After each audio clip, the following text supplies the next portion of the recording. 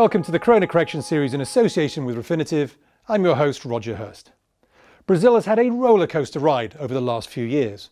A prolonged recession was followed by the election of a reformist leadership that helped the local equity market surge to a new all-time high, although the local currency weakness offset much of this performance for holders of US dollar-denominated exposure to the Brazilian equity market, such as the EWZ ETF. The Corona crisis saw the local equity market drop nearly 50% and has upended some of the reformist agenda. How much has it set Brazil back? I spoke with Refinitiv's Senior Account Director, Daniel Buttino, about the prospects for Brazil.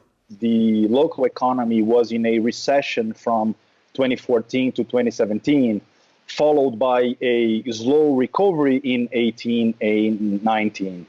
A key element to the conversation is Brazil's debt, which represents around 88% of the GDP, a very high ratio when compared to the peers in Latin America or other nations in the BRICS.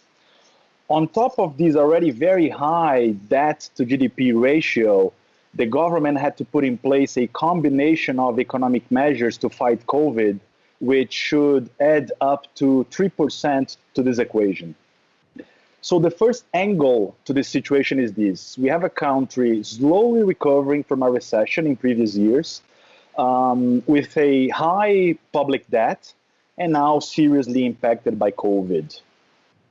To address these fiscal challenges, since the beginning of the mandate in 2019, the Bolsonaro administration has been focusing on approving some structural economic reforms, such as the pension reform approved in October 2019. The main point here is that to achieve success in these reforms, you need support from Congress.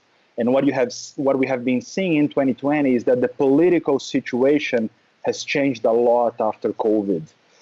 These agreements in the overall approach to coronavirus in Brazil have led to a strong rise in the opposition of the Bolsonaro administration. And I believe it's fair to say we are having a political turmoil at the moment in the country. And with that in mind, it's possible to imagine that approving additional economic reforms won't be simple. From a GDP standpoint, Brazil had growth of 1.1% in 2019. And despite the IMF projection of a 9% decrease in 2020, the common sense in the market, which includes an official report from the Brazilian Central Bank, points towards a decrease of more or less 6.5% for the year. Several analysts have strong beliefs based on consumer behavior that the worst is already behind us. Trying to stimulate the economy, the main instruments the Brazilian Central Bank has been using is the monetary policy. The main reference interest rate has been reduced from mid-19, 6.5% per year, to mid-20, 2.25%. So a strong reduction in the interval of a year.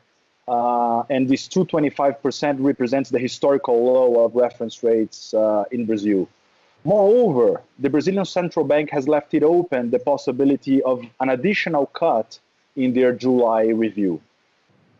Obviously, the uncertainty that COVID brought to markets, some risks, plus the scenario of low interest rates have led to a significant amount of capital flowing out of Brazil.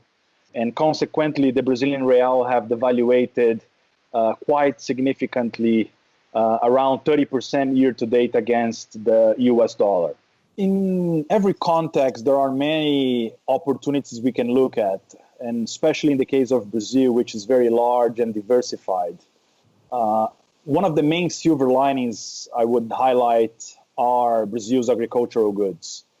Agricultural commodities accounts for 21% of the Brazilian GDP and approximately 50% of all Brazilian exports. This low economic activity across the globe have dropped commodities prices. And also with the drop in flows, the price of freight has been impacted. So we are currently seeing the historical low in shipping rates. China is already the main trade partner of Brazil and receives approximately 23% of all Brazilian exports. So when we think about the scenario of low commodities prices, low shipping rates, a devaluated BRL, which is favorable for exporters, and especially with China buying less of these goods from the United States because of the trade wars, a strong window of opportunity has been generated for Brazil. And the local players in the commodity space are already seeing a much stronger demand for these agricultural goods. And I would highlight the main one, soybeans. The Brazilian equity market has been one of the worst performers during the crisis period, and Brazil is still being ravaged by the disease. The currency, the Brazilian real, has been particularly weak, but there is hope that Brazil's commodity-based exports, in which agricultural goods are key, can play a role in resuscitating the economy, especially if Brazil can build on its relationships with China at a time when export competition from the USA may be dropping away. We'll see you later with another update.